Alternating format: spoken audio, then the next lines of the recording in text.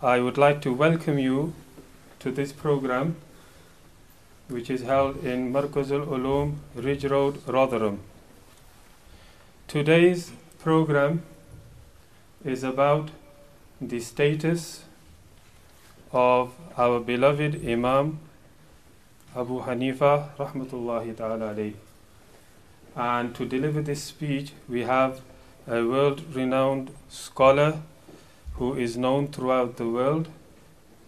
But before we go on to this, I'm going to start this program with the recitation of the Holy Quran. And for this, I'm going to call upon one of the students of this madrasa, Markaz al-Ulum, Ridge Road, Rotherham, to come and perform and give the recitation of the Holy Quran. Thereafter, we will have a naat in Urdu and a nasheed in English. And after that, inshallah, the program will commence. I would like to call upon Hafiz Hasan. أعوذ بالله من الشيطان الرجيم بسم الله الرحمن الرحيم ياسين والقرآن الحكيم إنك لمن المرسلين على صراط مستقيم تنزيل العزيز الرحيم لتنذر قوما ما أنذر آباؤهم فهم غافلون لقد حق القول ولا أكثرهم فهم لا يؤمنون إنا جعلنا في أعناقهم أغلالا فهي إلى الأذقان فهم مقمحون وجعلنا من بين أيديهم سدا ومن خلفهم سدا فأغشيناهم فهم لا يبصرون وسواء عليهم أأنذرتهم أم لم تنذرهم لا يؤمنون إنما تنذر من اتبع الذكر وخشي الرحمن بالغيب فبشره بمغفرة وأجر كريم إنا نحن نحيي الموتى ونكتب ما قدموا وآثارهم وكل شيء أحصيناه في إمام مبين صدق الله العظيم. I would like to call upon Hafiz Siam, who is going to recite a couple of words in Urdu. Bismillahirrahmanirrahim. दुनिया के मुसाफिर मंजिल तेरी कब्र है मंजिल तेरी कब्र है मंजिल तेरी कब्र है तय कर रहा है जो तू दौड़ने का ये सफर है मंजिल तेरी कब्र है मंजिल तेरी कब्र है जब से बनी है दुनिया लाखों करोड़ों आए बाकी रहा न कोई मिट्टी में सब समाए इस बात को न भूलो सबका यही हशर है मंजिल तेरी कब्र है दुनिया के मुसाफिर मंजिल तेरी कब्र है मंजिल तेरी कब्र है मंजिल तेरी कब्र है ये आलीशान बंगले किसी काम के नहीं है किसी काम के नहीं है महलों में सोने वाले मिट्टी में सो रहे हैं तो कर ज़मीन का टुकड़ा छोटा सा तेरा घर है मंजिल तेरी कब्र है दुनिया के मुसाफिर मंजिल तेरी कब्र है मंजिल तेरी कब्र है मंजिल तेरी कब्र है आँखों से तूने अपने देखे कहीं जनाजे हाथों से तूने अपने दफनाए कितने मुर्दे, दफनाए कितने मुर्दे, अंजाम से तू अपने क्यों इतना बेखबर है, मंजिल तेरी कब्र है, दुनिया के मुसाफिर मंजिल तेरी कब्र है, मंजिल तेरी कब्र है, मंजिल तेरी कब्र है. MashaAllah, well read and well recited by Hafiz Siam. Manzil teri qabr hai, and that is the actual truth behind our life. The final abode, whatever we do in this life, however big we become, however much wealth we may attain, whatever status we may gain in this world, the final abode, the final resting place is the qabr, dear brothers and sisters. And in these couple of verses of this beautiful nasheed and naat, the Naat Khan has said it all. You know, throughout our life we are always competing. Whenever we see our neighbors with a better car than us, whenever we see our families and our friends and we see them in something better than us, we are always competing, and our competition is not that we are happy for them that they've got this thing. Our competition is such that we wish that we had better than them, but at the same time they didn't have what they have acquired. So this is called jealousy, dear brothers and sisters, which is prohibited in Islam. Now Allah subhanahu wa ta'ala, He has sent us here in this world, and there's one purpose only, and that purpose is وَمَا خَلَقْتُ الْجِنَّ وَالْإِنسَ إِلَّا لِيَعْبُدُونَ. Allah subhanahu wa ta'ala says that Allah hasn't created us.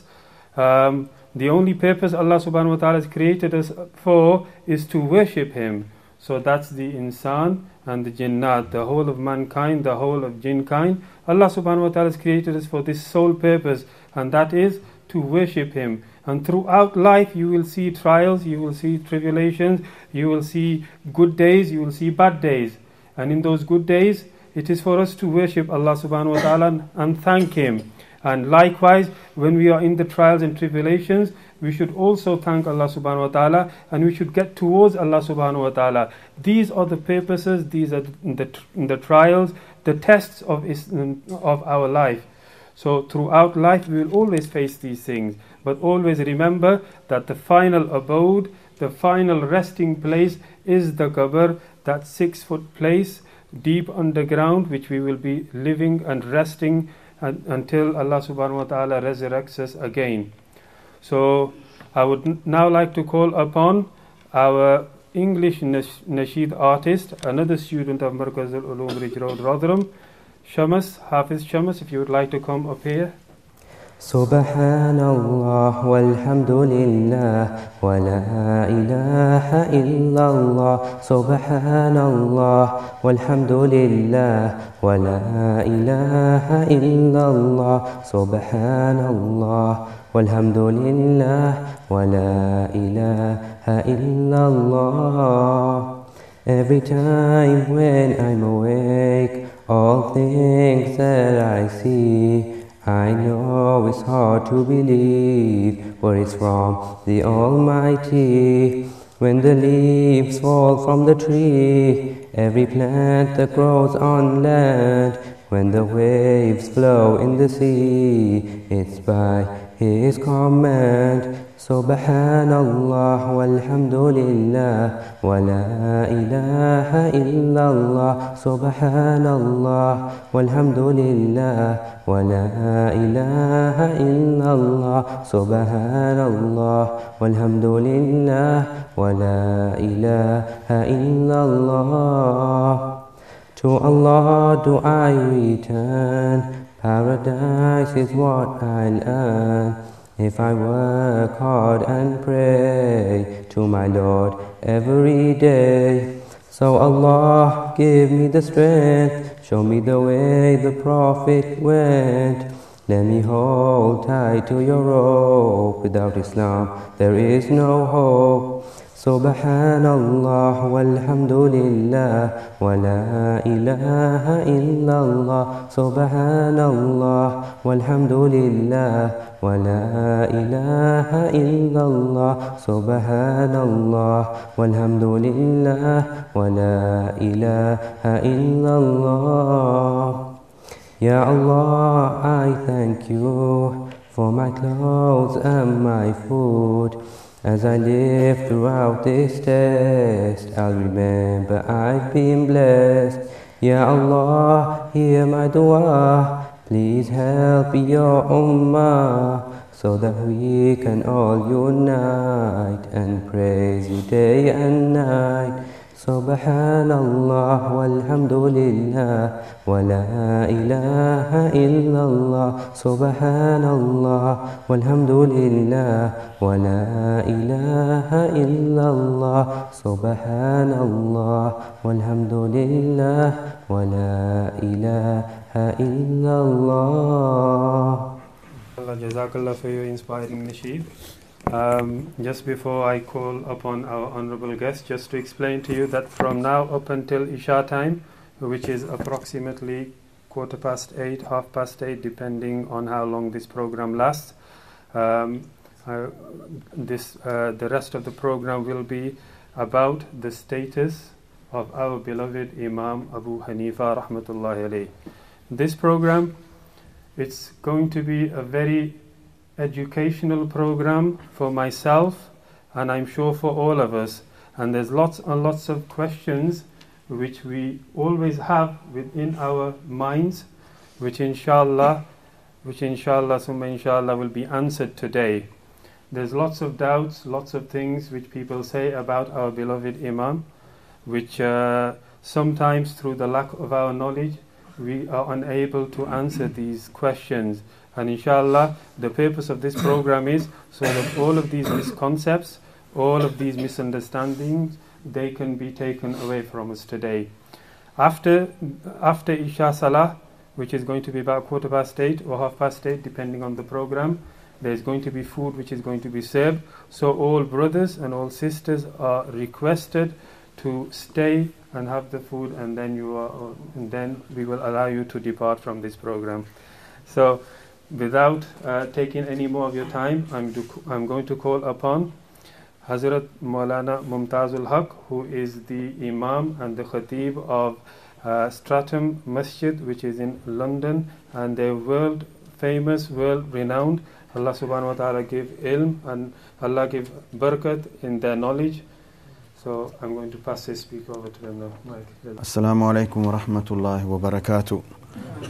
Bismillahir Rahmanir Rahim. Nahmaduhu wa nusalli ala rasulihil kareem. Amma ba'du, fa'udhu billahi minash shaitanir rajim. Bismillahir Rahmanir Rahim.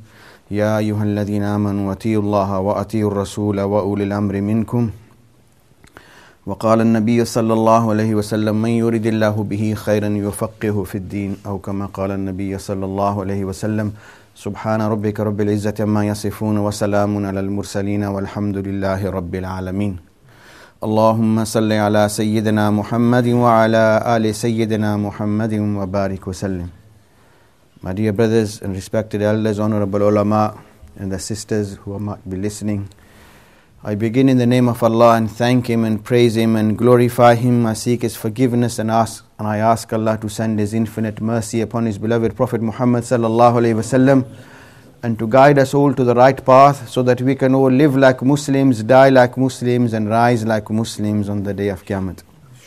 Brothers, before we go any further, if I can ask all the brothers to come forward, Jazakumullah, in front, it's better, mashallah, when we sit together. Be samne tashrif le.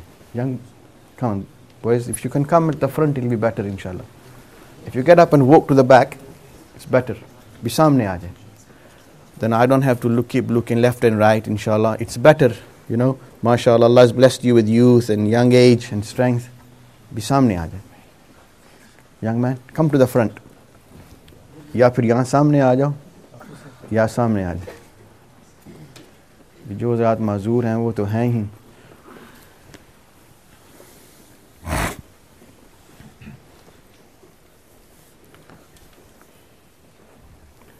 When we sit together, it's not just to listen. Allah says in the Quran, فَبَشِّرْ عِبَادِ الَّذِينَ يَسْتَمِعُونَ الْقَوْلِ, not يَسْمَعُونَ الْقَوْلِ. Not only those who listen, but who try and listen as they ought to listen. Farq hai na? Sometimes you can hear things even if you are downstairs, but it's not the same thing. You give the word and the talk the respect and the importance it deserves, and then Allah will give you the understanding that you deserve and you're asking for. Let alone do amal upon what we hear and understand. We have become so weak, we don't even know how to listen. Listening is the first step. Sami'na wa ata'na. Have you heard that phrase? First you listen, then Allah will give you the tawfiq to put into amal. If you can't hear properly, listen properly, what are you going to do next? It doesn't cost anything to listen. To speak, it takes more effort. To read, it takes effort. To do amal, it takes a lot more. But to listen, it doesn't cost anything. It doesn't take much to listen attentively. But if you can listen attentively, Allah will give you tawfiq for what's to follow. May Allah grant us tawfiq in a manner which pleases Allah, to do everything as Allah wants us to do. In this topic, brothers, inshallah, we want to understand who Imam Abu Hanifa rahimahullah was, and why we follow Imam Abu Hanifa, and why we need to follow Abu Hanifa rahimahullah. Many people think we only need to follow Allah and His Rasul sallallahu alayhi wasallam, follow Quran and Hadith. That's enough. You don't need to follow anybody else. At face value seems like a very glossy, glamorous term, but inshallah, in the course of this talk and this evening, inshallah, perhaps we can try and understand some of that, how true that is. And when we say we follow Imam Abu Hanifa rahimahullah, or we are Hanafis, what makes us Hanafis? Do we need to be Hanafis? And is there anything wrong with being called Hanafis, or should we do away with all these things and just be plain Muslims? Allah willing, it's a very deep topic, it's a very long topic. 1 hour or thereabouts isn't sufficient, but inshallah, whatever Allah enables me to speak, and whatever Allah enables us to share with each other, may Allah put a barakah in that, and make that a means of our understanding deen and acting upon deen for the pleasure of Allah, and may Allah make that a means of our salvation. Indeed, we ultimately need to obey Allah. Allah lahul khalqu wal amr. We've been created by Allah, we belong to Allah. Allah is our Lord, our Master, and so we need to worship Allah and we need to obey Allah. But we can't see Allah. Allah doesn't communicate with each one of us directly. Allah chooses prophets from amongst the people. In many religions, they have the belief that Allah Himself came down. In Hindus, they say in avatars. Christians are presently celebrating Easter. This weekend was Easter weekend. Yesterday was Good Friday. For Muslims, every Friday is Good Friday. But for Christians, yesterday was Good Friday. They celebrate two festivals, like Muslims celebrate Eid al-Fitr and Eid al-Adha. Christians celebrate Christmas and Easter. One is to mark the birth of Isa alayhi salam, and the other is to mark the death of Isa alayhi salam. Christians, they say, God so loved the people so much, He came down in human form, in the form of Jesus, and then took the sins of all the people upon Himself and died on the cross, and then He was brought down, buried in the tomb, and after 3 days He rose from the dead and then ascended to the heavens.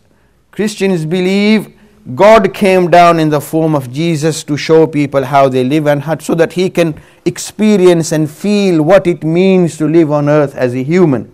We as Muslims strictly believe Allah doesn't need to come down to our level. Allah chooses people from amongst the people and then elevates them to a lofty level. Prophets are the highest, and from amongst other people Allah elevates. يَرْفَعِ اللَّهُ الَّذِينَ آمَنُوا مِنْكُمْ وَالَّذِينَ أُوتُوا الْعِلْمَ دَرَجَاتٍ. Allah elevates people with iman, Allah elevates people with knowledge. Allah sent prophets to show people how Allah wants to be believed in and how Allah wants to be worshipped. And Allah then commanded and expects people to obey the prophets as well.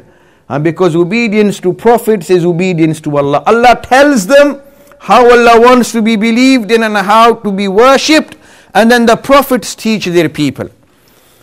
Just as we haven't seen Allah, anyone here seen Rasulullah sallallahu alaihi wasallam? Anyone prayed with Rasulullah? No. We have only heard about Rasulullah. Rabbana innana sami'na munadiyan yunadi lil imani an aminu bi rabbikum fa amanna. Ya Allah, we've heard that you had sent a messenger and he called people towards you. He taught people what you want. So Ya Allah, we believed. I was in Pakistan many years ago and somebody said to me, we are Sunnis. I said, what do you mean by Sunni? He goes, Sunni sunai gal nu mannan ale. Whatever you hear, you believe. Sunni, sunnana or maan lena. To listen and to believe and to obey. If anybody comes and tells you anything, you don't believe in anything and everything. We are Sunni, we are Ahlu Sunnah wal Jama'ah. We are who? Ahlu Sunnah wal Jama'ah. Ahlu Sunnah, not be just Sunni nahi. Ahlu Sunnah implying those who follow the Sunnat of Rasulullah sallallahu alaihi wasallam. Many people call themselves Ahl Hadith. Many people call themselves Salafis. Many people call themselves by different names. But when we say we are Sunni Hanafi, and they say, well, was Rasulullah Hanafi? Was any Sahabi Hanafi? Well, was any Sahabi Salafi? Did Rasulullah say, I'm Salafi? Did Rasulullah sallallahu alaihi wasallam say, I'm Ahl Hadith? So if label is a problem, then we've got a lot of problems. Then everything is a problem. Just as Rasulullah sallallahu alaihi wasallam was, he never called himself Hanafi. Sahaba never called themselves Hanafis, Malikis, Shafis. Neither did they call themselves Ahl Hadith or Salafis. So if you got a problem with being a Hanafi, or somebody's got a problem with you being a Hanafi, and he calls himself a Salafi, then there's a problem with being a Salafi as well. But we are basically Ahlu Sunnah wal Jama'ah. Who? Ahlu Sunnah wal Jama'ah. Ahlu Sunnah wal Jama'ah implying the people who follow the Sunnah of Muhammad sallallahu alayhi wasallam, and not just follow the Sunnah of Rasulullah as they want, but follow the Sunnah of Rasulullah sallallahu alayhi wasallam as Rasulullah taught his companions, and as Rasulullah sallallahu alayhi wasallam was followed by his companions, those who were directly with him in his presence. So we are who? Ahlu Sunnah wal Jama'ah, not just Ahlu Sunnah. Some people say we are Ahlu Sunnah. We are Ahlu Sunnah wal Jama'ah. Because Rasulullah sallallahu alayhi wasallam himself, in the famous hadith in which he stated, the people before you were divided into 72 group sects. My ummah will become divided into 73 sects. So much so, the Prophet said, Ya'ti ala ummati kama ata ala bani Israel hadwan na'li bin na'l. Hatta in kana minhum man ata ummahu ala niyatan lakana fi ummati man yasna'u dhalik. Aw kama qala alayhi salatu wassalam. This ummah will follow in the footsteps of Bani Israel, so much so, just as one shoe is a total reflection of the other. Have you ever tried putting your shoes back to back? You know, like you have two hands and you put your hands back to back like this, or palm to palm, then one hand fits it directly on top of the other. Similarly, the Prophet ﷺ, he said, my ummah will follow in the footsteps of Bani Israel, so much so, if there was any man in Bani Israel who humiliated himself with his mother openly, Qiyamah will not come until such a man is raised in this ummah as well. And they were divided into 72 sects. This ummah will become divided into 73. Sahaba said, Ya Rasulullah, who will be the safe people? 72 kullum finnari illa millatan wahida. All of them will go to Jahannam except one. Sahaba said, Ya Rasulullah, who is that lucky one? And the Prophet said, Ma ana alayhi wa ashabi.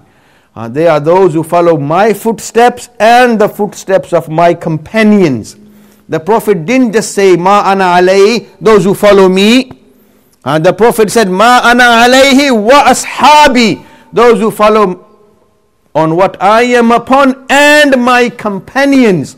So ma ana alayhi is sunnah, companions is the Jamaat of Rasulullah. His companions, the people Rasulullah sallallahu alayhi wasallam himself taught who were chosen by Allah to be in His company, in His presence among, and to see Rasulullah sallallahu alaihi wasallam do everything. The Prophet saw them, and the Prophet trained them, taught them, oversaw their upbringing, development, and progress.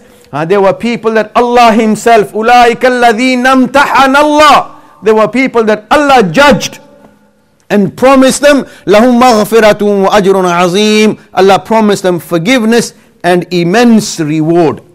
So we are basically Ahlu Sunnah wal Jama'ah. We try to follow Rasulullah and his companions. But have we seen Rasulullah? We haven't seen Rasulullah either. Have we seen companions of Rasulullah? No, we haven't seen companions of Rasulullah either. So we've got to take somebody's word that yes, just as what did Allah say, people have to trust in the Rasul. Hence Allah raises Rasuls from amongst the people. Rasulullah didn't just appear in Makkah as a grown-up man at the age of 40 plus and then said to the people, look, I am a Nabi of Allah, just follow me. Rasulullah was born in Makkah. Rasulullah lived for 40 years in Makkah before Allah commanded him to start preaching. Why? So that people know him. People can deal with him. People have seen him. They've dealt with him. They know him. They can trust him. They know he's never lied. He's never cheated. He's never wronged anyone. So now when he's saying he's Rasulullah, there's no reason for them to deny him.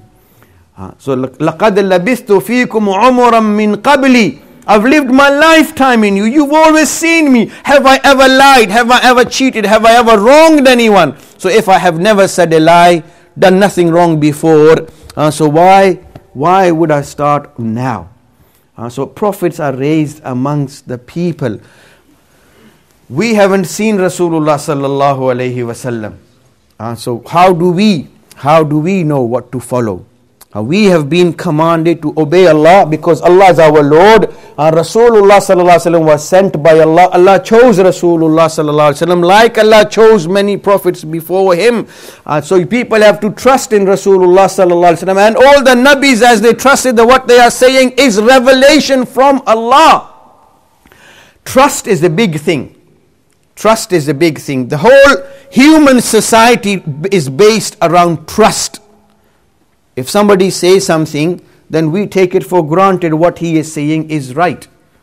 And we don't go around questioning people to what they are saying. For example, if you go to a doctor, does the doctor, and you say, doctor, I'm not feeling well, I've got pain in my stomach.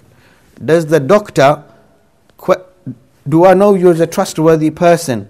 Do I, what's the daleel that, you are this like this? When you say something to someone, he takes your word for granted that is what you need, and that is your situation, unless there is reason to doubt you otherwise.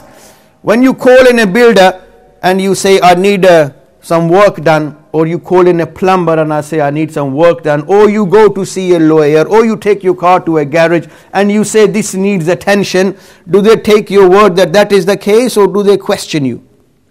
Do you really, you go to a doctor, do you really, are you sure you're ill or something is wrong, and so on? He takes your word that you're ill, he tries to diagnose you and prescribe a medicine. And when he prescribes a medicine, writes a prescription, do you take it for granted that what he's prescribed for you is right?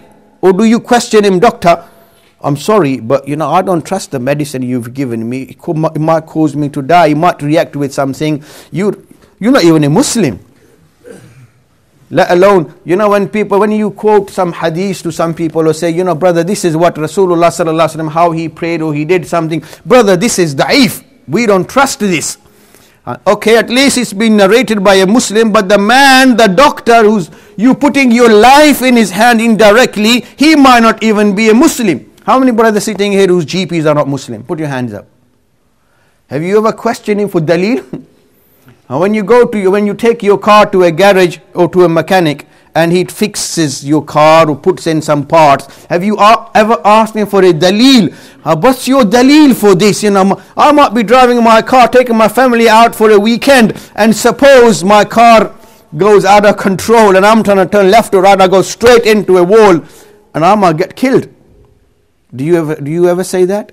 Have you ever asked, call in a builder, electrician and say, and ask him to do your work, some for you, and then he's done it. And have you ever asked him for dalil? Brother, what's the dalil for what you've done this here? I might be sitting in my house doing something, I'll get electrocuted. Possible, isn't it? But have you ever asked him for that? No, you don't. Or you trust a master of the art, of the field, that what he's doing is right. He knows what he's talking about. He knows what he's doing. Similarly, in terms of deen, we haven't seen Allah. We don't know what Allah wants directly from us. We haven't heard it from Allah. We've heard it through who? Rasulullah sallallahu alayhi wasallam. Have we seen Rasulullah? No, we haven't seen Rasulullah sallallahu alayhi wasallam. Who saw Rasulullah? Sahaba ridwanullah alayhim ajmain. So we got to trust Rasulullah for what he is saying is from Allah, and then we have to trust the companions that what they are saying, they reported from Rasulullah is as Rasulullah sallallahu alayhi wasallam had said or done. And then later on over the period of time, this system continued into tabi'eens. Allah revealed deen upon Rasulullah sallallahu alayhi wasallam. The Prophet propagated it. The Prophet preached it. Taught the essentials to the companions. The companions spread it. In the time of Rasulullah sallallahu alaihi wasallam, there were not many people who were literate, who could read and write. And you need a dalil for that as well. هُوَ الَّذِي بَعَثَ فِي Ummiyeen Rasoola. Allah says in the Quran, Allah raised His Nabi amongst Ummi people. Ummi people means they did not used to read and write. Whatever they heard from Rasulullah, with the word of mouth, they would preach it to others. They would teach it to others, narrate it to others. Rasulullah has been referred to in the Quran as An-Nabiyyil Ummi. The Prophet sallallahu alaihi wasallam, there isn't a single book which the Prophet himself wrote. No Prophet ever wrote a book. Allah gave Talat to Musa alayhi salam. Talat was given by Allah to Musa alayhi salam. Zabur was given by Allah to Dawud alayhi salam. Injil was given by Allah to Isa alayhi salam. Quran was given by Allah to Rasulullah sallallahu alayhi wasallam. Rasulullah didn't write Quran. Allah gave Rasulullah Quran. Mirza Qadiani later on claimed to be a Nabi. He's written many books, 80 plus books, and his followers have compiled them in 23 volumes of what they call Ruhani Khazain. I often refer to them as Shaitani Khazain. There's nothing but filth and rubbish and kufr in those books. So Rasulullah sallallahu alaihi wasallam didn't write a book. Sahaba didn't write any books. All the books, when was Bukhari Sharif written? Do you know when it was written? In the middle of the 3rd century. More than 200 years after Rasulullah sallallahu alayhi wasallam left this world. So Allah sent the deen upon Rasulullah. Rasulullah preached it. Sahaba spread it. Then later on there was a need, because Muslims were spreading far and wide. In the time of Rasulullah sallallahu alayhi wasallam, Islam was mainly in Medina. Then in the later part of his life spread to Mecca. And then in the last year of his life all over Arabia.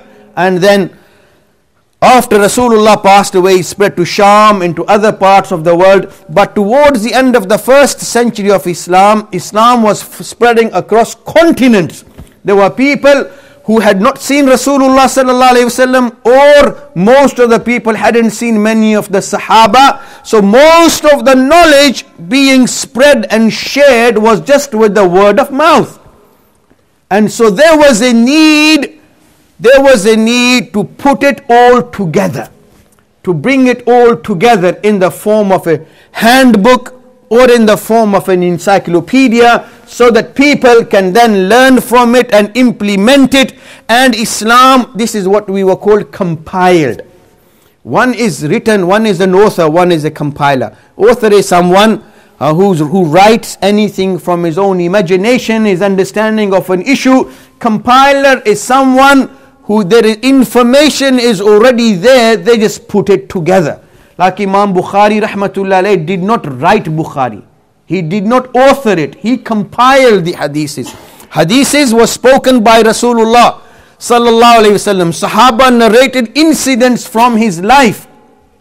They pass it on to the companions. Eventually in the 3rd century, when things or narrations reached Imam Bukhari rahmatullah alayh, he put them all together. And hence he compiled his work Bukhari Sharif. Imam Muslim compiled Muslim Sharif, Imam Tirmizi compiled Tirmizi, Abu Dawud, Nisai, Ibn Majah and so on. Many other muhaddisun, scholars of hadith, they compiled their various works. Rasulullah sallallahu alayhi wasallam was blessed by Allah in so many different ways. Everything about Rasulullah sallallahu alayhi wasallam was special. One thing this ummah has been blessed with is that there will be no more nabis. Rasulullah is the last prophet. There will be no nabis after Rasulullah, but Allah has raised ulama in this ummah. Ulama of every field, scholars of every science of Islam, who have pioneered and who have, mashallah, really reached another level at every angle of Islamic science. Muhaddisun, they compile hadiths of Rasulullah sallallahu alaihi wasallam. Mufassirun, they've tried to explain the commentary and the meanings of verses of the Quran. And there are others who are known as fuqaha. Fuqaha are people who understand the issue properly, who understand what needs to be done, what the important things are, and they've reached the depths of what's been stated. They are known as fuqaha. You know, most people in every walk of life, they don't need to be told how things are made, how things are distributed and brought, what their ingredients are. For example, when you go to a doctor, you don't need to know which company has manufactured that medicine. You don't need to know who invented that drug. You don't need to know the chemical process by which it's manufactured, where it's brought and so on. You just want that paracetamol or amoxicillin or erythromycin or whatever, or you want your insulin. You just want the prescription and that's good enough. Just because you don't know where it's manufactured and you bring the medicine home, just because you don't know which company made it, where it was manufactured, how it was transported, what's the formula of this medicine, you think when you eat it, that medicine will not work upon you? Just because you don't know who made that medicine and you brought it, the doctor gave it to you, you don't know who invented or who initially made this medicine, you think that medicine won't work upon you because you don't know all the daleels. Are you awake, brothers, or are you sleeping? So if you don't know where that medicine comes from, who made it, what's in it, concentration, formula, chemicals, it won't work upon you? Or will it work upon you? If anybody, Allah forbid, ate some poison, you didn't know it was poison, and somebody ate the poison, you think the poison will leave you, man. This man doesn't know he is eating me, so I'll spare him. You think it will work upon you or it won't work upon you? Similarly in matters of deen. Just because you don't know in which hadith it's narrated, whether you need to recite Fatiha or not. Just because you don't know the hadith in which it states whether you should do Rafa Yadan or not. Just because you don't know the hadith in which it is stated where you should tie your hands. Just because you don't know the hadith in which it is stated what you should read in sajda, when you get up from sajda, or in a tahiyyat, or whatever. But because you're doing it, you think you will get some reward or not? Ordinary people in every walk of life, they just need to be told what to do and whatever. When you are driving down the road using a tom-tom, it's just telling you turn right and left. You don't know the name of the streets where you are going, the name of the area, but just because you're following instructions, you think you'll get to your destiny or not? Just by following left and right, as you've been told, perhaps not the tom-tom, and perhaps you stopped on a road somewhere and you ask somebody, brother, I want to go to this street, Henry Street or whatever street here, I don't know the name of the streets here, and he says, brother, turn left, right, go straight, 100 yards on your left hand side. If you follow those instructions exactly, will you not get to your destiny? Isn't that how life works? Isn't that how things work all over the world? Isn't that how things have been working for centuries? Do you need to know when this road was made, what's the name of this road, how many yards it is, and who named this road, what's the width of the road, and so on. And everybody who's walked on this road before, whether all nice people, bad people, whatever they were, as long as you follow the instruction, you'll get there.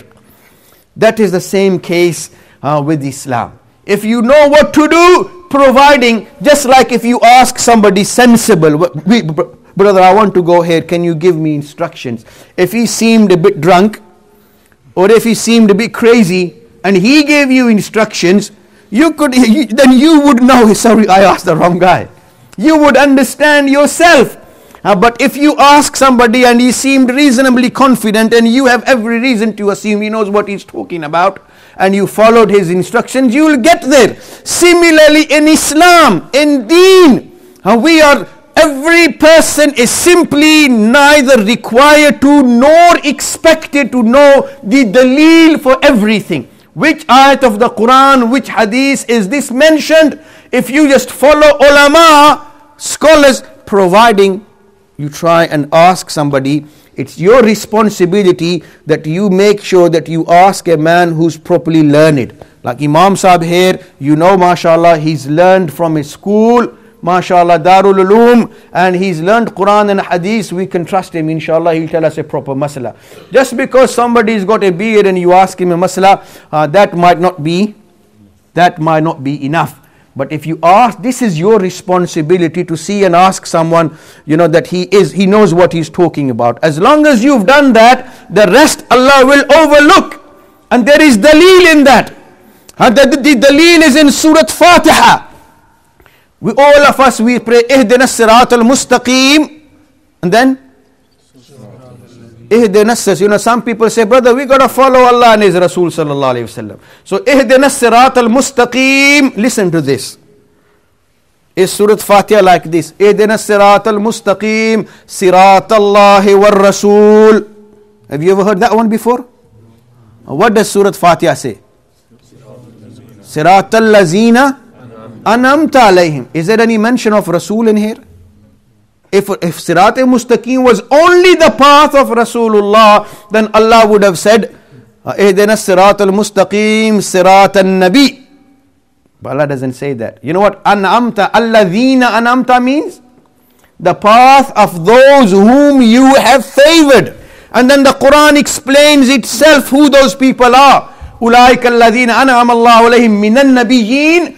Initially, was-siddiqeen, was-shuhada'i, was-salihin. 3 groups who are not prophets. 3 groups of people, siddiqeen, shuhada, salihin. They are included in Surah Fatiha.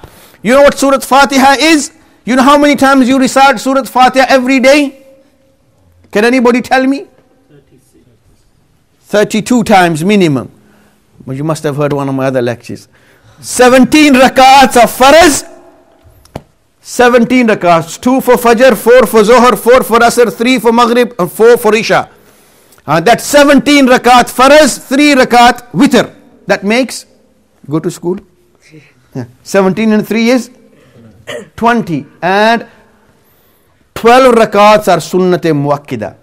12 rakats are 2 for Fajr, 4 for Zohar before the Faraz, 2 afterwards, and 2 for Maghrib and 2 for Isha. That's 12 rakah Sunnat-e Muakkida. And it is wajib. It is wajib to recite Surah Fatiha in every rakat of every salat. When you pray on your own, or when the Imam recites it. If you pray behind the Imam, then you don't recite Fatiha. So Imam recites on your behalf. So this is 32 rakats minimum. Anything extra you pray on top. In Ramadan you pray 20 rakat. Some people pray only 8 rakat. Well, that's their choice. But most people pray 20 rakats every day, mashallah. Any nafils you recite on top.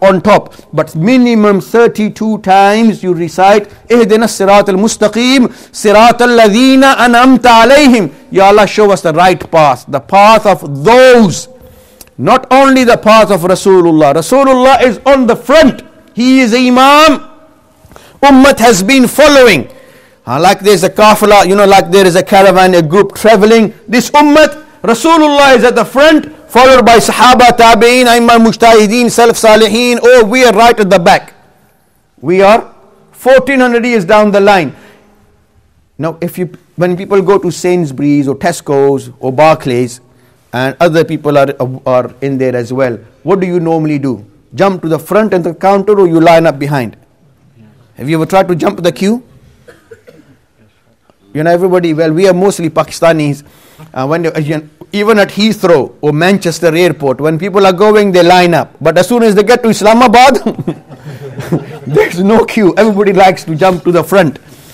So here we've got a queue, mashallah. Ever tried to jump the queue in Sainsbury's or Barclays?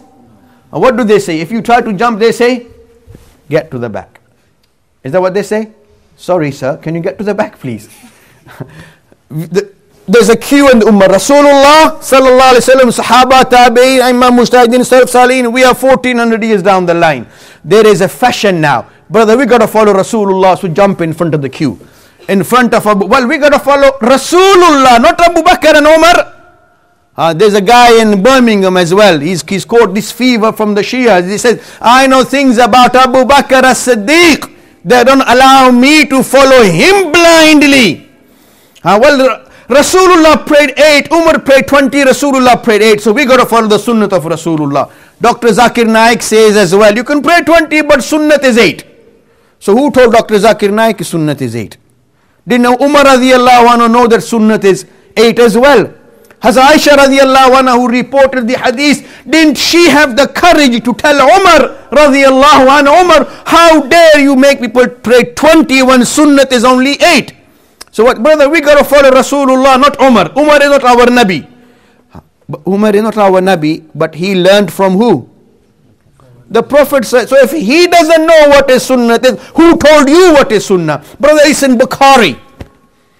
What did Imam Bukhari see Rasulullah sallallahu alaihi wasallam? Well, he didn't see him either. So well, then if he didn't see him either, who actually did Rasulullah when he prayed those Tarawih, those nights? Who did he pray in front of? Imam Bukhari, Ibn Baz, Albani, anybody else? Who did he pray with? Among some of us, Umar was there in the front saf, praying with Rasulullah sallallahu alayhi wasallam. So when you try and jump in front of the queue, in front of Umar radiallahu anhu and others, Abu Bakr, Ali, Abdullah ibn Mas'ud, what's Allah going to say? If you go to Sainsbury's and you try and jump the queue, Allah's going to say, get to the back. How dare you try and step in front of Abu Bakr and Umar radiallahu anhu and others. So this is, we say, Sirat alladhina anamta alayhim. Allah sent deen upon Rasulullah. Rasulullah taught it to the companions propagated it, and then Allah raised ulama. They were known as fuqaha. Imam Abu Hanifa rahimahullah, he was the grandest amongst them all. If you say, mashallah, anybody who comes to the masjid, listens to the Imam Sahib reciting, mashallah, nice qiraat or whatever, and he'll say, mashallah, Maulvi Sahib na bada sona padhne ne, takreer bhi badi soni kar rahe ne, to Quran bhi bada sona padh de ne. But that's an ordinary person. But if the Imam Sahib, there's mashallah 15-20 ulama sitting, man, that guy reads really nice. You think there's a difference in the statement of the public and in the statement of the ulama? Who know what they're talking about, who all can read very nicely, but they are saying that guy, Abdul Basit rahimahullah, or Hindawi, or Sheikh Mahmood, or they read really nicely, then you know he reads nicely. One is people saying Maulvi Sahib is good, another, all the ulama saying mashallah, that man is good, but one is the topmost man, one of the topmost men in this ummah. In this ummah there are levels of ulama. One are muhaddisun, fuqaha, mufassirun. The Prophet sallallahu alaihi wasallam generally said about those who learn and teach Quran, khairukum man ta'allama al-Qur'ana wa 'allama. The best amongst you are those who learn and teach Quran. And there are people who learn and teach Quran, amongst the best in this ummah. There are others who learn hadith. They are known as muhaddisun. The Prophet said, Naddarallahu imran sami'a minna shay'an faballaghahu kama sami'ahu. May Allah keep a man prosperous who hears anything from me, then passes it on as he has heard it. Then there are those who are fuqaha. Fuqaha. The Prophet sallallahu alaihi wasallam, he said, Man yuridillahu bihi khayran yufaqihu fi deen. When Allah wants to be kind to anyone, Allah gives him understanding of deen. So understanding, thorough understanding of deen, is a sign of the favor of Allah. Allah is being kind to this person, wants to bless him. And anybody who's been given solid understanding of deen, you know what Rasulullah said about him? Rasulullah said, Faqihun wahid ashaddu ala shaitani min alf abidin. One such faqih is more severe upon shaitan than 1,000 worshippers. We all try and worship Allah, but you don't know. Shaitan might be getting the better of you. But one faqih, Rasulullah sallallahu alayhi wasallam, he said, is more severe upon shaitan than 1,000 worshippers. And Imam Abu Hanifa rahimahullah wasn't just a faqih, he was about the grandest faqih in this ummah. Like the ulama saying, man, that Mufti Sahab, Shaykh ul-Hadith Sahab, he is the top man. Imam Shafi rahimahullah is one of the 4 topmost men in this ummah in terms of scholars. He is saying, another faqih is saying regarding Abu Hanifa rahimahullah, when he comes to understanding of deen, all the people are children in front of Imam Abu Hanifa rahimahullah. He is one of those grandest people. He was the pioneer of this knowledge of fiqh, which means in light of Quran and Hadith, he put things together. And mashallah, like if someone picks up a book of Hadith in which various different statements and wants to learn how to pray, I guarantee you there isn't a single Hadith in which you will find all the rulings of Salah. Probably the most detailed Hadith which the Prophet ﷺ, in which he himself has taught people how to pray, is a hadith reported by Imam Bukhari, in which the Prophet was sitting in the masjid and a man came in. He came in and he prayed 2 rakat salah. The Prophet was looking at him, and the Prophet ﷺ, when he completed his salah, the Prophet said, Irji wa salli fa innaka lam tusalli.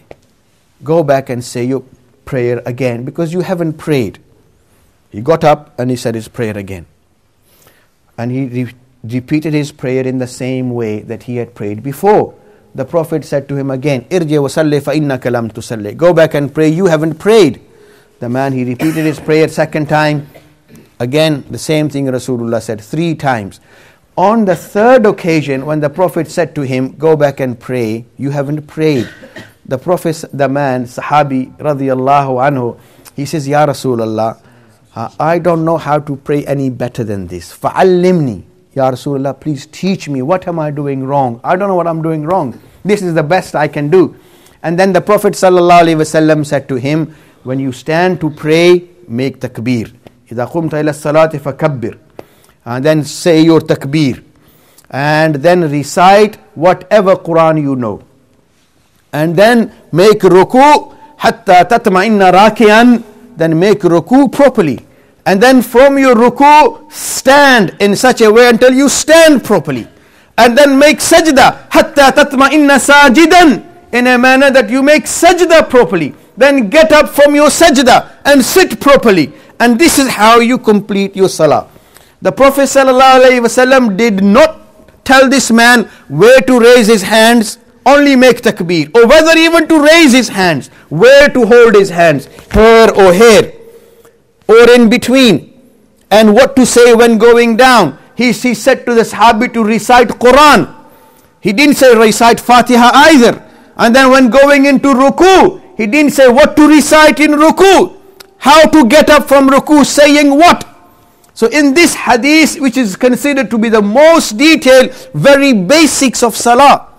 So if anybody wants to follow and pray, prayer is the most important thing in our deen after Iman. You know how many times Rasulullah prayed? Have you heard of that one? How many times Rasulullah prayed in public? How many Hafiz here? Put your hands up if you're a Hafiz, mashallah. You're a Hafiz, yeah? Do you recite the whole Quran every day of your life? I don't think there's many Hafiz around who recite the whole Quran. Quran is the most authentic piece of knowledge that we have from Allah, revealed upon Rasulullah sallallahu alayhi wasallam. Allah has taken personal responsibility to ensure its safe propagation, but not even Hafiz recites the whole Quran every day. but I'm sure you probably pray 5 times a day. Yeah? Every decent Muslim tries to pray how many times a day? 5 times a day. How many rakats? Minimum 32. You know how many times Rasulullah prayed in public? Not at home. In public. Every day 5 times a day. 1 month, if it's 30 days, then that makes 5 times 30 is 150. Multiply that by 12 in 1 year. 1800. Rasulullah came to Medina in Rabiul Awwal. He passed away Rabiul Awwal. 10 full years Rasulullah lived in Medina. First thing he did was to build a masjid in Medina to the Munawwara. And then from then onwards, Rasulullah prayed every namaz in public, in Jamaat. That's 18,000 prayers. How many? 18,000 prayers Rasulullah prayed in public. So namaz is the most common thing. And if you can't even find the most important thing, Rasulullah did 18,000 times in public, and from A to Z in any book of hadith, in any hadith, not a single hadith, then how do you people pray? So who taught the ummah how to pray properly? The Prophet ﷺ would pray in front of the companions. They would see him pray. Many of the brothers, they say, confuse people. So look, brothers, the Prophet ﷺ said, Sallu kama ra'aytumuni usalli, pray as those you see me pray. Who do you want to pray like? Imam Abu Hanifa or like Rasulullah? What's the obvious answer? Rasulullah sallallahu alayhi wasallam. But brother, you see in Bukhari, it says the Prophet did this. For example, raising his hands before going into ruku. But you don't do that, brother. Prayer is the most important thing in our deen. The first thing Allah is going to question you on the day of Qiyamah. So if you can't even pray like Rasulullah, what about the rest of your deen? But is Bukhari, the Prophet sallallahu alayhi wasallam, when he said, pray as though you see me pray, is that brother praying like the way he saw Rasulullah praying? Has he seen Rasulullah praying? Imam Bukhari, did he see Rasulullah praying? So the last person, last Sahabi, when he left this world, nobody else could do amal upon this hadith after that, because nobody else was around who actually saw Rasulullah praying. So we need to pray like Rasulullah sallallahu alaihi wasallam, but we can't pray the way we saw Rasulullah praying. We can only pray the way we were told by people who saw Rasulullah praying. And just as the Prophet ﷺ used to make Rafa Yadan, for example, on occasions, similarly other companions, when they reported reports about the prayer of the Prophet ﷺ, they reported the Prophet not doing Rafa Yadan as well. But ordinary person doesn't know that. So Imam Abu Hanifa rahimahullah, he was amongst the first people to put everything together and from there draw conclusions about what should be done, when and how, and in the best manner possible. And this is known as fiqh. He was the pioneer of this knowledge. His name was Nu'man ibn Thabit. His father's name was Thabit, and his own name was Nu'man. He was born in the year 80 after Hijrah, of Persian origin, in a place called Kufa. Kufa is a town in Iraq. And this was established as a military base in the time of Umar radiallahu anhu. Because Islam was spreading far and wide, the borders were very far away, so they needed an intermediary town whereby there would be a large Islamic base, and so that it will be easy to communicate with the border towns where people were spreading. Imam Abu Hanifa and the people established this town in the Khilafat of Umar radiallahu anhu, and the people, when this town was established, they came to Hazrat Umar and they said, Amirul Mu'mineen, we need a special teacher, someone to teach us Islam and Deen. Umar radiallahu anhu gave Abdullah ibn Mas'ud radiallahu anhu as a teacher to them. And Abdullah ibn Mas'ud radiallahu ta'ala anhu is one Sahabi. He was the 6th person to become Muslim. And it is reported about him, Sahaba were asked, who is the man? This hadith is reported in Bukhari. Who is the man who resembled the Prophet most in conduct, in dealing, in habits and affairs? And a Sahabi, another prominent Sahabi by the name of Huzaifa radiallahu anhu, he said, Ashbahan nas dallan wa samtan wa hadyan bi Rasulillah la ibn Abdin. The man who resembled the Prophet most in conduct, dealing, habits is Abdullah ibn Mas'ud. So this man, sixth person to become a Muslim, very close to Rasulullah. He was his personal attendant, as it were. While other Sahaba needed permission to go to the Prophet's house, in fact, Allah has commanded Sahaba not to go to Rasulullah's house. Ya ayyuhalladhina amanu la tadkhulu buyutan nabiyyi illa an yu'zana lakum. Ordinary Sahaba were prohibited by Allah. Don't go to my Prophet's house. He'll be busy, wanting to rest, whatever. And so when you go to his house, you will disturb him. But Abdullah ibn Mas'ud and his mother were given free permission by Rasulullah to go to his house whenever, day or night, whenever he pleased. When the Prophet would go on a journey, Hazratullah bin Mas'ud would be responsible, was so close to Rasulullah, he was responsible for his lota, chappal, miswak and so on. So his personal attendant, and he came and settled in Kufa, started teaching people about the lifestyle, teachings and practices of Rasulullah sallallahu alaihi wasallam. Then Hazrat Ali radiallahu anhu, similarly, when he became a Khalifa, he made his capital Kufa. More than 1,000 different Sahaba, they traveled to Kufa. 24 of them were Badri Sahaba. And do you know what Badri Sahaba are? Rasulullah said they are those لَعَلَّ اللَّهُ إِطَّلَعَ عَلَى أَهْلِ بَدْرٍ فَقَالْ اِعْمَلُوا مَا شِئْتُمْ قَدْ غَفَرْتُ لَكُمْ. Allah looked upon them. Allah was so happy with them. Allah said to them, you can do as you please. I have forgiven you. Not that they stopped praying afterwards. No, we don't want to pray, so we won't pray. It's like when you trust someone totally, you know he's not going to betray your trust. So you give him a special encouragement or a special recognition. Doesn't matter, this is, you can do what you please. You know he will not betray your trust. Badri Sahaba was such. Allah said to them, you can do as you please. I have forgiven you. 24 of them, they traveled to Kufa. And they settled there, including Sa'd ibn Abi Waqqas, Abu Musa Ashari radiallahu ta'ala anhu, prominent companions. And so Kufa was a major town of learning. Imam Abu Hanifa rahimahullah was born there. And mashallah, there were many, many grand scholars in Kufa.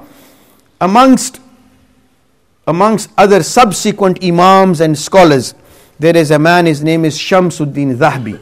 Most of the work on hadith presently, on the classification of hadith, whether it is sahih or da'if. Have you ever heard this phrase, sahih and da'if? Brother, why are you doing this, brother? He says in hadith, da'if, brother, this is da'if hadith.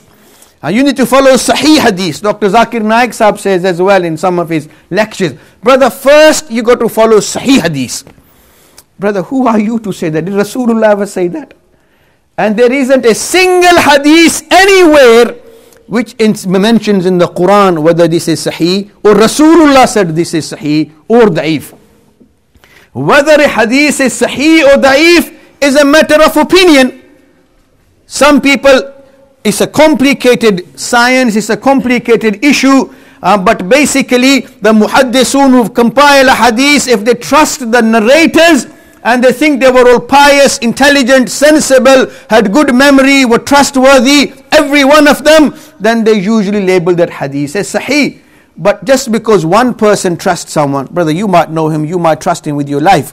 Another brother might not even trust him with a penny. Doesn't mean he's not trustworthy. It's a matter of opinion dealings. Similarly, a hadith.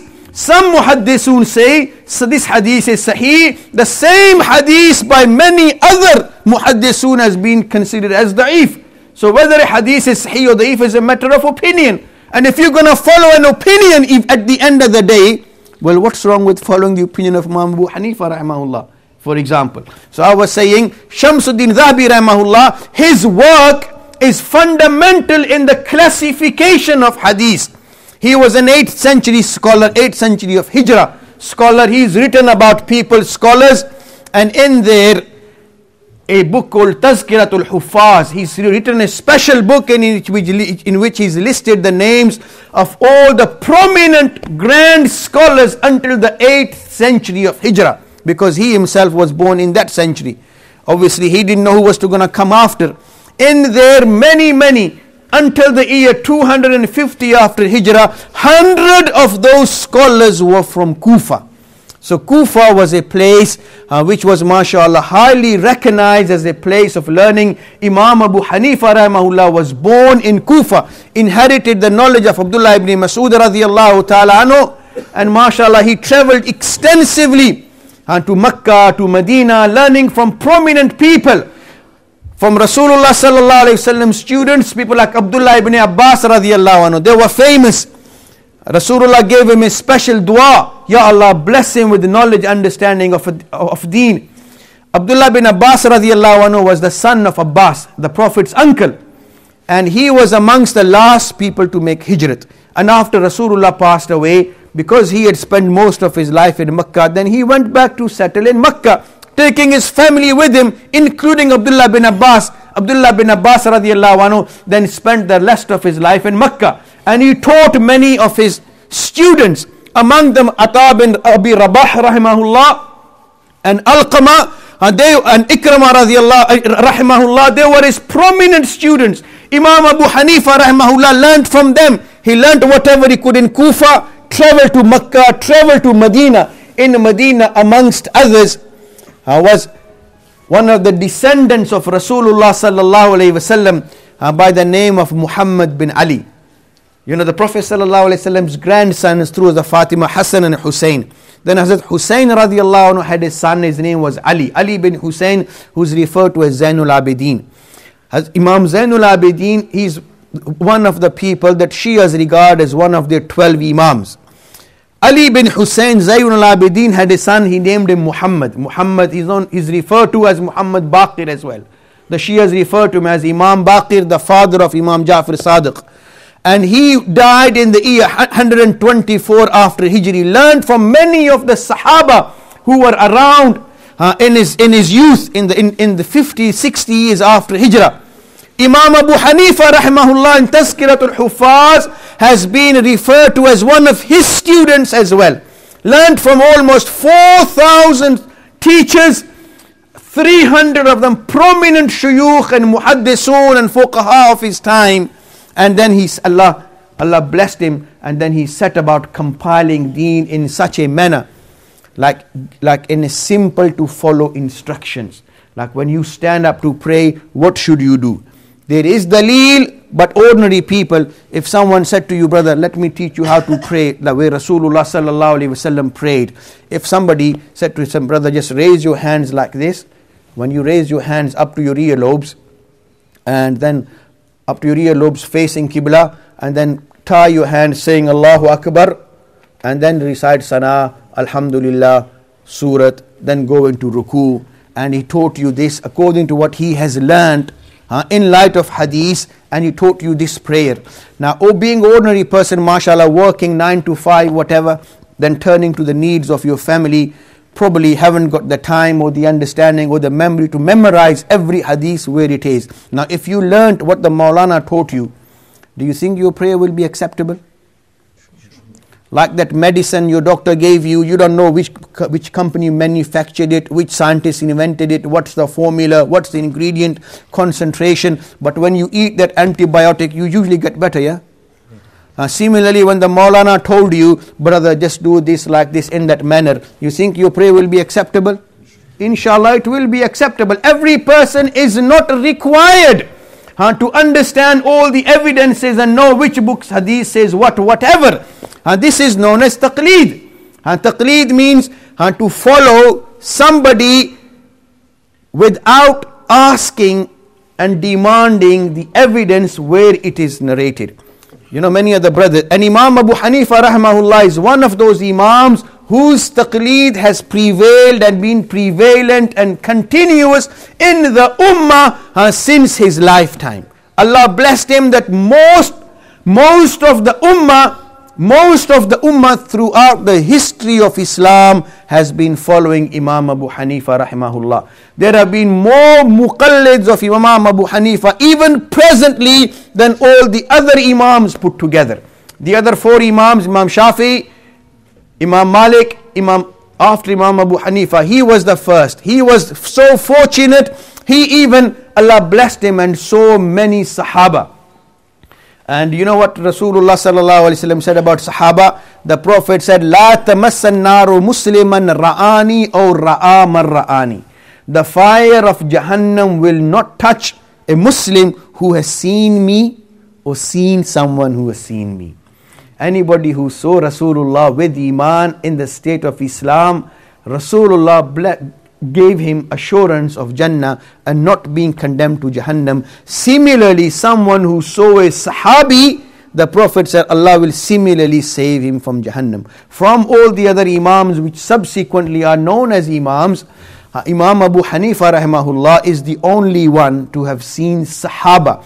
Anas ibn Malik radiyallahu anhu, who was the Prophet's personal attendant, another one, mashallah, for 10 years he served the Prophet sallallahu alaihi wasallam. He later, in the later part of his life, settled in Basra or travelled extensively to Basra. Imam Abu Hanifa rahimahullah saw Anas ibn Malik many times, and he saw many of the other some of the other companions of Rasulullah when he travelled to Mecca and Medina as well. So he was a tabi'i, he was a faqih. Not just a faqih, but like Imam Shafi rahimahullah said, "An-nasu kulluhum ayalu Abi Hanifa fil fiqh." When it comes to understanding deen, all the children, all the people of the world are like children in front of Imam Abu Hanifa rahimahullah. So he pioneered deen. And then, you know, in deen, there are many things which are so common and basic that anybody born in an Islamic household grows up understanding and realizing those things fundamentally, just automatically.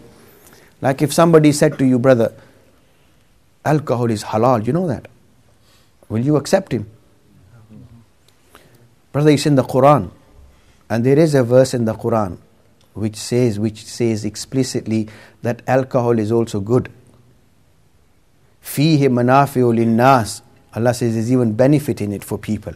So if somebody showed you that verse and said, "Look, brother, in the Quran it says it's good. These Maulanas are crazy, you know, they just want you to follow them blindly. You should read for yourself. Look in the Quran, brother, it says." Another man comes up to you and says, "Brother, you shouldn't really be praying because in the Quran it says, Ya ayyuhalladhina amanu la taqrabu salah. Don't go near salah." It's in the Quran. But will you accept that? You won't accept that. There are many things in the Quran and Hadith which every Muslim grows up understanding and knowing, like praying 5 times a day. Alcohol is haram. Pig meat is haram. Lamb meat is halal, but people are being fed pork with the label of lamb, unfortunately. Astaghfirullah. Alcohol is haram.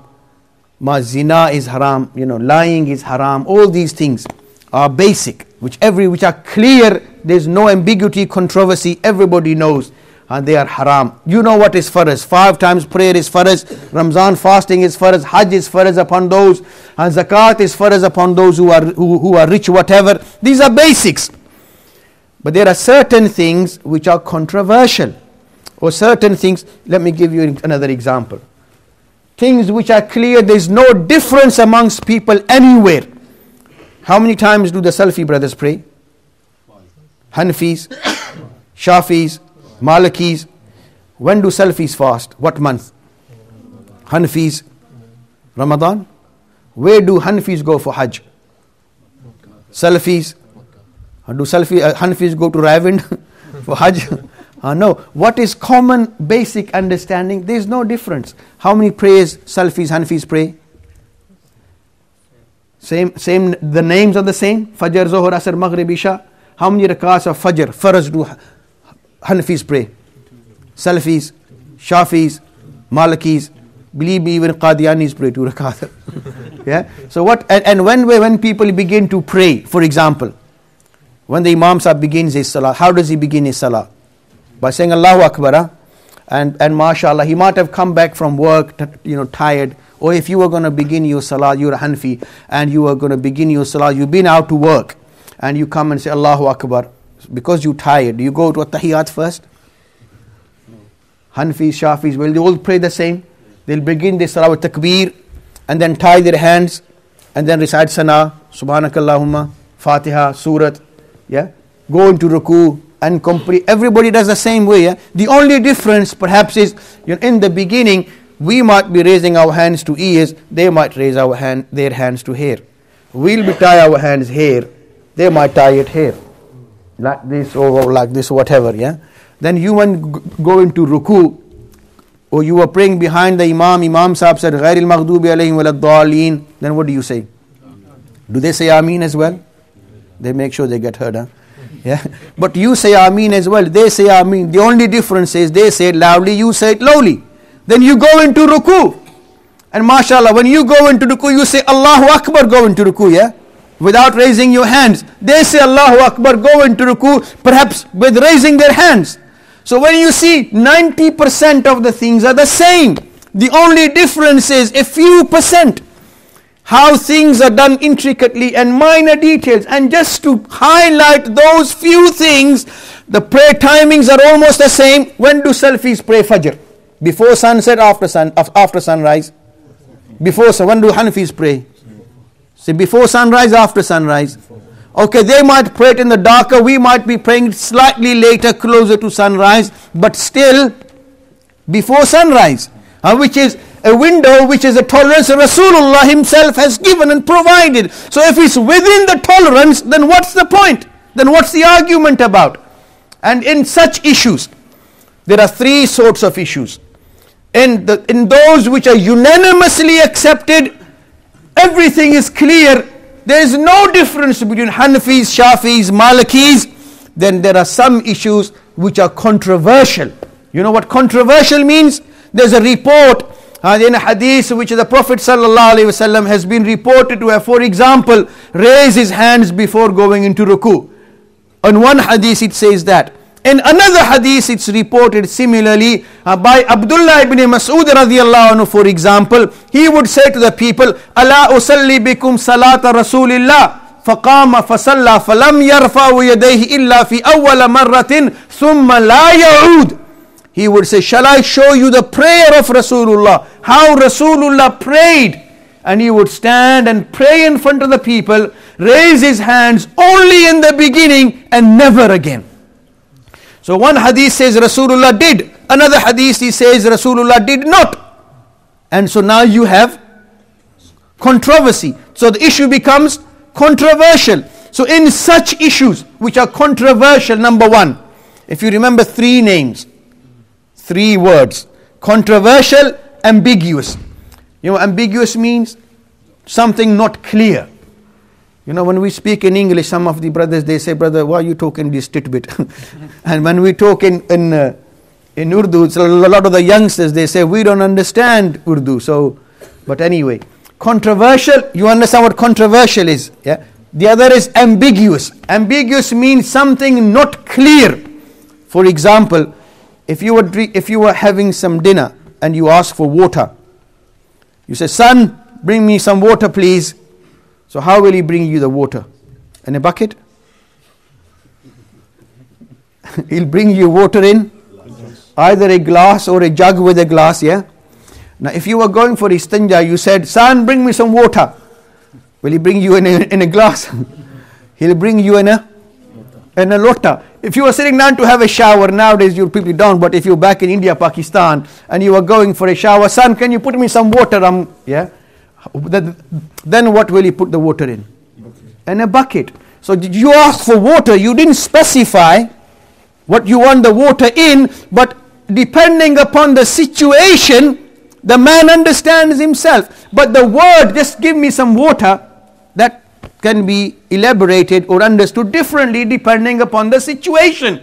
So these are known as ambiguous issues, not clear, depending upon who hears it, sees it, and is at the moment, he will understand differently.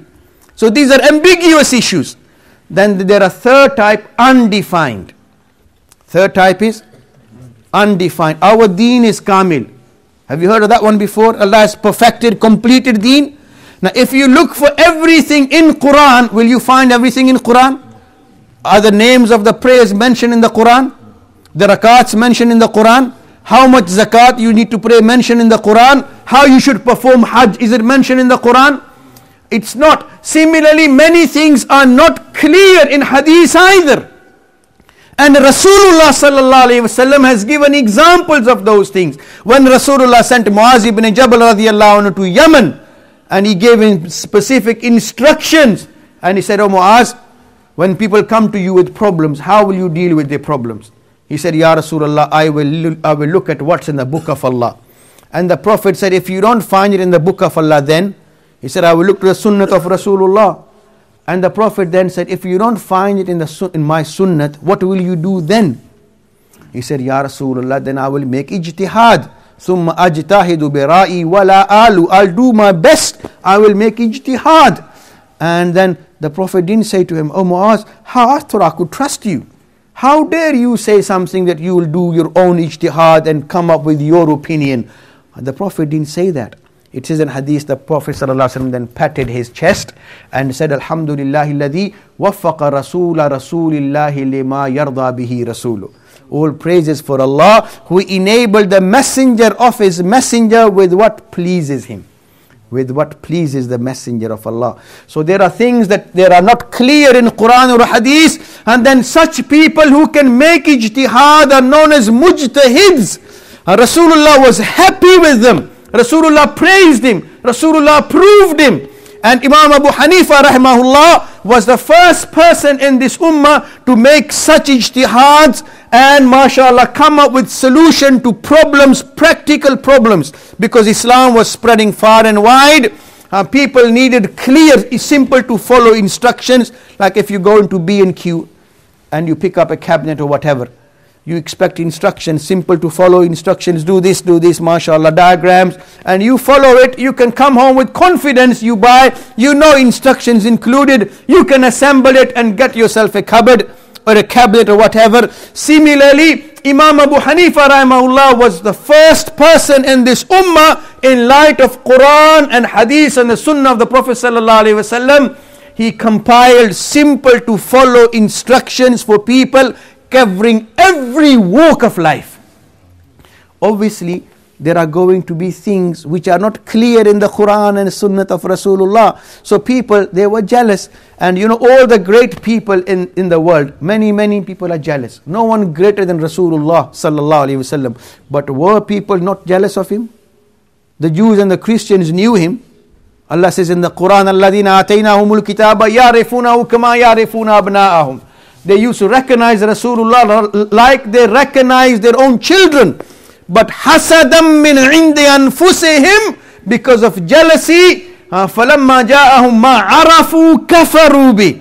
When Rasulullah came, they recognized him, but still they rejected him out of jealousy. So all great people, they've had their well-wishers, and they've all had more than their fair share of jealous people as well.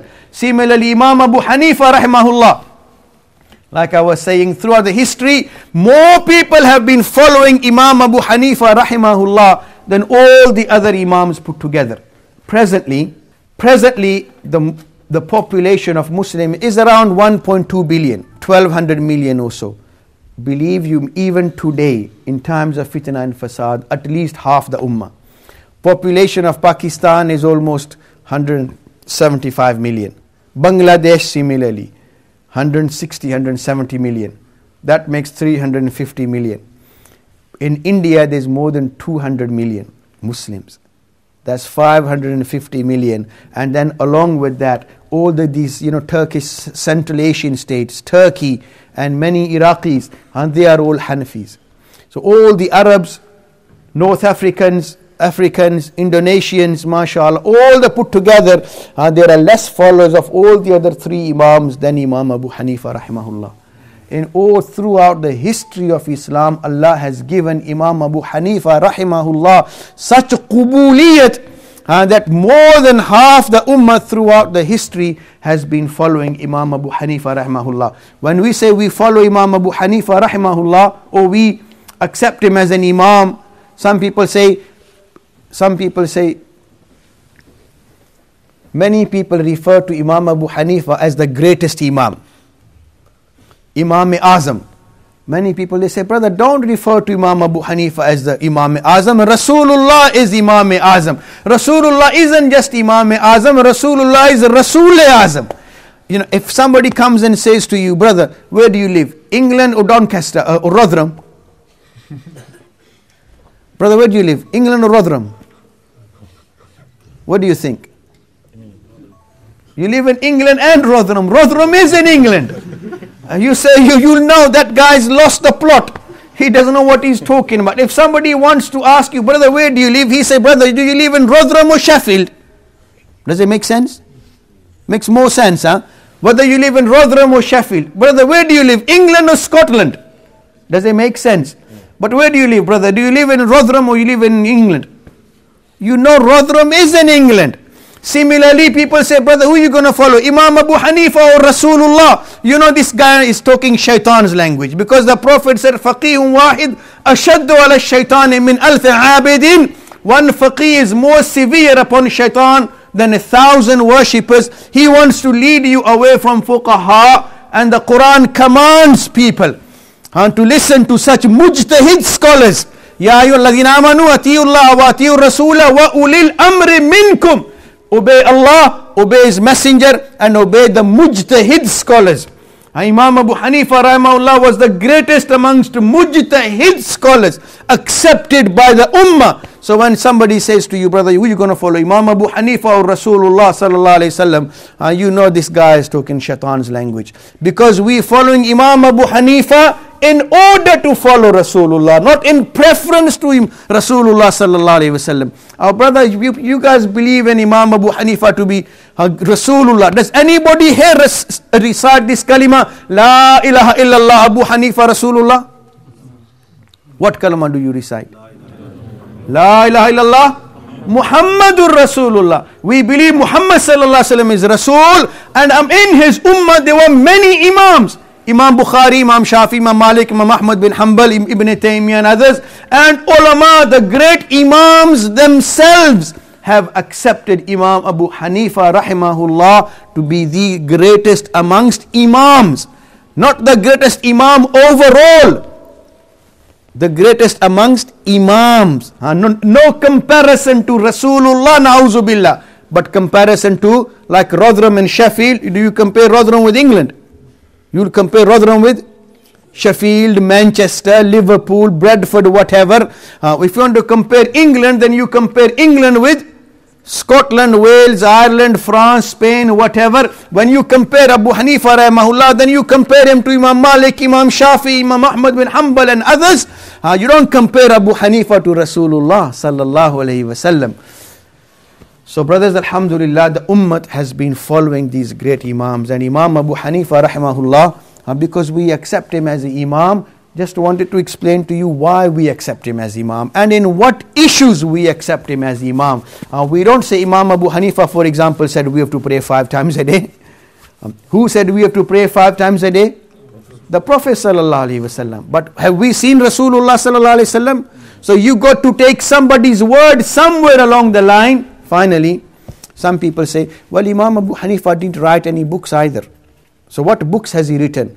You guys say you follow Abu Hanifa. So how do you know you are following Abu Hanifa? Has he written any books?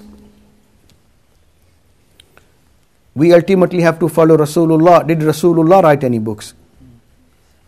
Bhi Hazur ne kabhi koi kitab likhi hai? Any book of hadith? So just as brothers, Rasulullah didn't write any books, does that diminish anything from Rasulullah's greatness? Rasulullah sallallahu alaihi wasallam propagated whatever Allah told him to the Sahaba. Sahaba propagated to the Tabi'eens, and then Imam Mujtahideen and so on. We've got Deen, we've got Hadiths, haven't we? But did Rasulullah himself endorse any book? So just as Rasulullah sallallahu alaihi wasallam did not write any books, but we have his teachings. Similarly, Imam Abu Hanifa didn't write many books, but we have his teachings from his students. And just as he had, mashallah, so many great teachers, similarly had many great students. And Imam Abu Hanifa rahimahullah, throughout the history of Islam, Allah blessed him, probably had the most influence upon this ummah than any other scholar in any age of Islam. But many people now, I did say finally, but another very important point, brothers. Whatever a person does, may Allah accept from us the little that we do. And what we do is very little anyway. But, we do everything for the pleasure of Allah. so that Allah will be happy with us. And we all pray and hope Allah becomes happy with us. But what we certainly don't want is Allah to be angry with us. Sometimes somebody is angry with you. He might only be angry with you. But sometimes somebody can become so angry with you, they want to sort you out. You know what I mean? Yeah? We all want Allah to be happy with us. We don't want Allah to be angry with us. But there are certain things, not only is just Allah angry with people, Allah says, come, let me sort you out. There are two people Allah has declared war with. Not that Allah says, I'm going to punish you. Allah says, I'm at war with you. Can anybody win a war with Allah? One is a person mentioned in the Quran. Ya ayyuhalladhina amanu ittaqullaha wadharu ma baqiya minar riba in kuntum mu'minin. Abandon, leave out, take an interest. So one is a person who deals in interest. Allah says he is at war with me and my Prophet. This is in the Quran. Another is a person mentioned in hadith, and a sahih hadith reported by Imam Bukhari. Allah says, Hadith Qudsi, Man aada li waliyan faqad adhantuhu bil harb.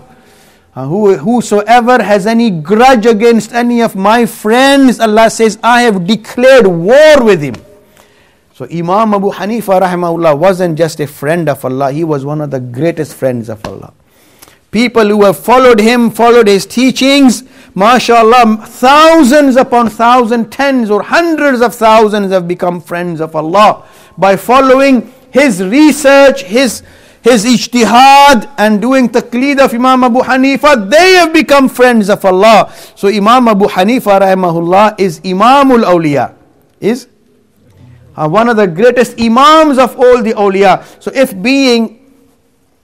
hating or being on the wrong side of a friend of Allah is calling upon Allah to be at war with you and to be on the other end of Imam Abu Hanifa, is definitely being on the very wrong side of Allah. Many of our youngsters nowadays, unfortunately and sadly, due to lack of knowledge, they say things about Imam Abu Hanifa rahimahullah, Allahu Akbar. It doesn't do us any harm, doesn't do Imam Abu Hanifa any harm either. But what it does, it ruins their akhirah. Puts them in hatred and war with Allah. Because Allah has declared in Hadith Qudsi, Man aada li waliyan faqad adhantuhu bil harb. Whosoever is a pious man, a good man, you might have differences with him. But Allahu Akbar, don't open your mouth in a manner which will make Allah angry. Many people say things about Abu Hanifa rahimahullah. On the YouTube, there are this good stuff and bad stuff. There's a Salafi from Pakistan. His name is Rana Shamshad Salafi. He went to perform Umrah last year, and from there he went to Jeddah and did a recording about Imam Abu Hanifa rahimahullah. If you want, I'll send a link to Maulana. You can ask him for the link afterwards. And in there, he compares Imam Abu Hanifa to Musaylima Kadhab, na'uzubillah. And Musaylima Kadhab was a man who claimed to be a Nabi in the time of Rasulullah sallallahu alaihi wasallam. Abu Bakr radiallahu anhu sent Khalid ibn Walid to deal with him, and he was dealt with. And this Salafi scholar, he says, what Musaylima Kadhab could not do, Abu Hanifa did. Na'uzubillah min dhalik. The grand scholars have been referring to Imam Abu Hanifa as Imamul Azam, Sirajul A'imma, as though the son of the ulama and the grandest amongst the ulama. But people nowadays have the nerve to label Imam Abu Hanifa rahimahullah in this way. But they do nothing wrong to Abu Hanifa rahimahullah. They can't take away his goodness. But what they are doing is ruining their own akhirah. And ulama have written, people when they behave in this manner, when they die, they often die even without iman. So this is why, mashallah, may Allah reward Maulana, he organized this. This is one of the big fitnas, and people don't realize. But Allahu Akbar, many of our youngsters are being led astray rather, by people on the name of Quran and Sunnah. They say, who are you going to follow, Abu Hanifa or Rasulullah sallallahu alaihi wasallam? Obviously we follow Rasulullah, but we haven't seen Rasulullah. So we have to take somebody's word about what Rasulullah sallallahu alaihi wasallam said and did and taught the ummah. Imam Abu Hanifa rahimahullah was amongst the first people to pioneer this compilation of deen, give the ummah simple to follow instructions, and the ummah has accepted them and has been regarding Imam Abu Hanifa rahimahullah as amongst the greatest scholars this ummah has ever known.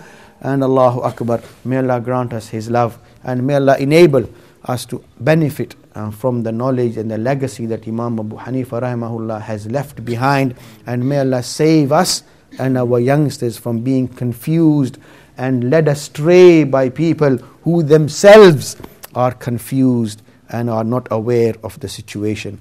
May Allah guide us all to the right path. Wa sallallahu wa sallam ala sayyidina.